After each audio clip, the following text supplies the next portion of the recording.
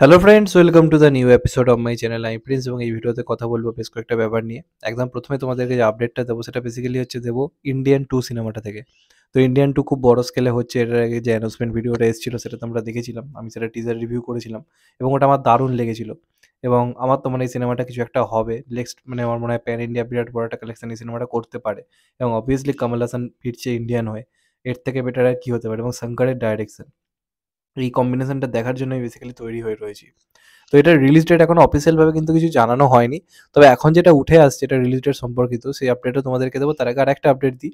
এই সিনেমার একটা গান প্রায় 500 থেকে 600 জন ড্যান্সারদেরকে নিয়ে রীতিমতো আর কি চেন্নাইতে শ্যুট করা হচ্ছে, যেখানে আমরা আর কি একে দেখতে পাচ্ছি আর কি, মানে সিদ্ধার্থ যেখানে অভিনয় করেছে তাকে দেখতে পাবো।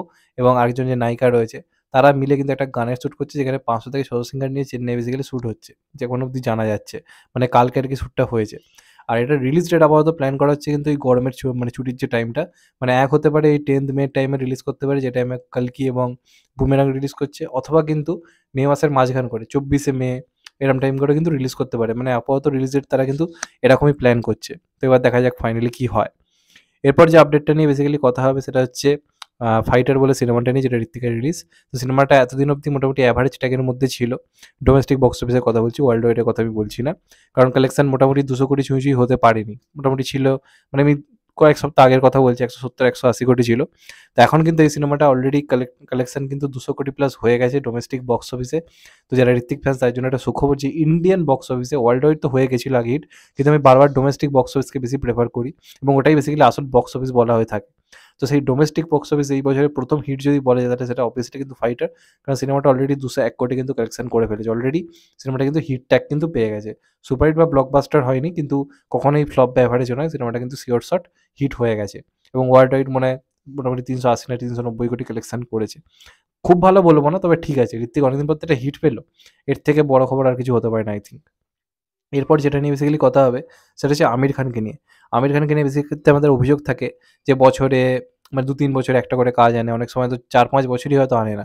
বেসিক্যালি এই লাল সিং চাড্ডা ফ্লপ হওয়ার পর বা ঠাগ অফ সিন্ধুস্তান মানে ফ্লপ হওয়ার পর আমির খানের অ্যাক্টিভিটি একদমই কমে গেছে। আমির খানকে দেখাই যায় না।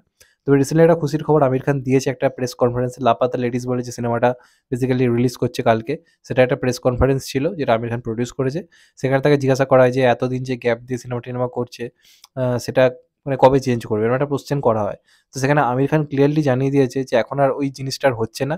কারণ আমার হাতে কিন্তু অনেকগুলো এখন কাজ রয়েছে, অনেকগুলো সিনেমা আমার আসতে চলেছে এবং শেষ ৮ থেকে ১০ বছর, মানে শেষ যে টানা ৮ থেকে ১০ বছর আমি প্রত্যেকটা বছর একটা করে সিনেমা আনার চেষ্টা করব। মানে মোটামুটি ২০২৪ থেকে, এই বছর থেকে এখন কিন্তু প্রত্যেক বছর যেটা আমির খান বলছে, একটা করে সিনেমা কিন্তু সে বছরে আনবে এবং মোটামুটি আরেকটা করে সিনেমা সে প্রডিউস করবে। মানে একটা করে প্রোডাকশন হাউসের তার কাজ থাকবে প্রডিউসার হিসেবে, আর একটা করে কাজ কিন্তু অ্যাক্টর হিসেবে থাকবে। এর মধ্যে তো আমরা জানি একটা কাজ আসছে যেটা রিলিজ করবে এই ডিসেম্বরে সম্ভবত, সিতারে জামিন পার, যেটা নিয়ে আমি কদিন আগে কথাও বলেছি। তো সেটা তো একটা আসছেই। এছাড়া কিন্তু আরও বেশ কিছু কাজ, মানে স্ক্রিপ্ট কিন্তু লক করেছে আমির খান। সেগুলো এবার একটু একটু করে, আমির খান আমরা জানি টাইম নিয়ে সিনেমা করে। সে এখন পুরোপুরি সিতারে জমিন পারে বাদে আমির খান অন্য কোনো কিছু নিয়ে কথাই বলবে না, কিন্তু স্ক্রিপ্ট কিন্তু সে চুজ করে ফেলেছে এবং এক এক করে হয়তো এখন সিনেমা সে আনতে থাকবে এবং তার প্ল্যানিং রয়েছে প্রত্যেক বছর একটা করে কাজ আনা। তো আমির খান এত বছরের প্রথমবার এরকম একটা স্টেটমেন্ট দিল, যেটা শুনে আই থিঙ্ক বোঝা যাচ্ছে সেও কিন্তু আবার কাজ করার খিদে তো একটা মানুষের থাকে। তো সেটা কিন্তু কোথাও গিয়ে আমির খানকে বাধ্য করছে আবার ফিরে আসতে।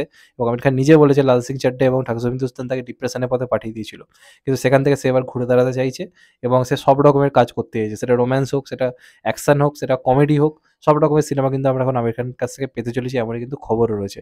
তো দেখা যাক আমির খানের সেকেন্ড ইনিংস কেমন হয়। আমি তো চাইবো আমির খান একটা দারুণ কামব্যাক করুক। তোমাদের এটা নিয়ে কি মত অবশ্যই জানিও। আর লাস্ট যেটা নিয়ে কথা বলে সেটা হচ্ছে ক্রিস 4 নিয়ে। ক্রিস 4 সংক্রান্ত বিরাট বড় আপডেট এসেছে, সেটা হচ্ছে এটাই, ক্রিস 4 কিন্তু অলরেডি স্ক্রিপ্ট লক করে ফেলেছে রাকেশ রোশন। রাকেশ রোশন কাজটা ডাইরেক্ট করবে এমনই কিন্তু খবর উঠে আসছে এবং জাদু এই সিনেমায় থাকবে সেটা 100% কনফার্ম করা হয়েছে। জাদুকে কিন্তু এই সিনেমাটায় ফিরিয়ে আনা হচ্ছে এবং মোটামুটি যেটুকু জানা যাচ্ছে ওয়ার 2 এর শুটিং কমপ্লিট করার পরই ঋত্বিক কিন্তু ক্রিস 4 এর কাজ স্টার্ট করে দেবে। ওয়ার 2 এর শুটিং শেষ হতে হতে মোটামুটি হয়ে যাবে এপ্রিল মে। মোটামুটি জুলাই আগস্ট থেকে কিন্তু ক্রিস 4 এ কিন্তু কাজ শুরু হয়ে যাবে এবং খুব সম্ভবত তারা এটা প্ল্যান করছে 2025-এ এটাকে রিলিজ করে দেওয়ার। কারণ শেষ কাজ এসেছিল সেই 2013-তে ক্রিসের। তো 12 বছর অনেকটা গ্যাপ হয়ে যাচ্ছে। লোকে আস্তে আস্তে ক্রিসের সেই ম্যাজিকটা হারিয়ে ফেলছে, যে কারণে 2025 সালটাকে তারা টার্গেট করছে বেসিক্যালি ক্রিস 4 রিলিজ করার জন্য।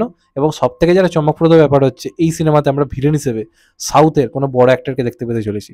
এমনটাই তারা প্ল্যানিং করছে, বলিউড নয়, তারা সাউথে, যেহেতু এটা বেসিক্যালি প্যান ইন্ডিয়া রিলিজ, এটা কিন্তু প্ল্যানিং করা হচ্ছে।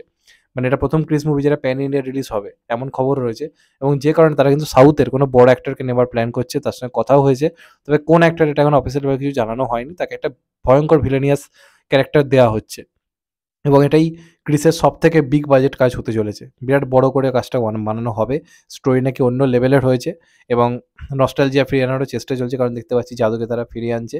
তো এরকম বিরাট বড় কিছু আপডেট রয়েছে এবং দেখা যাক ফাইনালি হয় কিনা। তো যারা ক্রিস লাভার তাদের জন্য এটা বিরাট বড় খবর বলে আমি ব্যক্তিগতভাবে মনে করি, এবং আশা করব সাউথের কোনো বড় নামকে নেওয়া হোক। এমনিতে ঋত্বিকের এগেইনস্টে আমরা এনটিআরকে দেখতে পাবো ওয়ার 2 তে একজন সাউথের ভিলেন হিসেবে। তেমনভাবে এবারেও যদি এখানেও রাখা হয়, সাউথেও সিনেমাটাকে নিয়ে একটা হিউজ ক্রেজ তৈরি হবে। যেমনটা 2.0 এর ক্ষেত্রে করেছিল। তারা অক্ষয় কুমারকে নিয়েছিল যাতে নর্থে সিনেমাটা নিয়ে ক্রেজ থাকে। তো তেমনভাবে তারাও বলিউডেও যখন এরকম ধরনের কাজ হবে, অবভিয়াসলি সাউথ থেকে একজন ভিলেন নেওয়া উচিত। যাকে একটা ভিলেনিয়াস ভয়ঙ্কর পার্ট দেওয়া হবে। তাহলে কি হবে, সিনেমাটার হাইপটা ক্রমশ কিন্তু বাড়বে। তো এটা একটা আমার মনে হয় সঠিক সিদ্ধান্ত, এবং দেখা যাক ফাইনালি কি হয়।